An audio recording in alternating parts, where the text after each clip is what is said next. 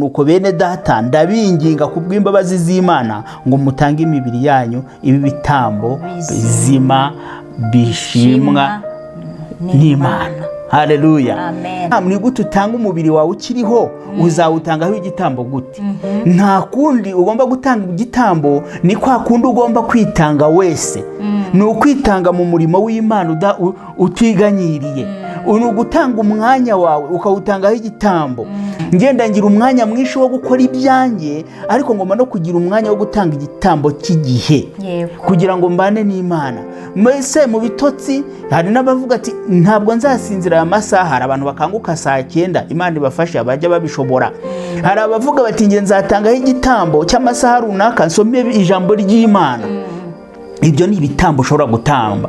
Ariko bene data, hari n'uburyo nabwo bwo gutanga uyu mubiri wacu ugapfa no bwo kuri kamere.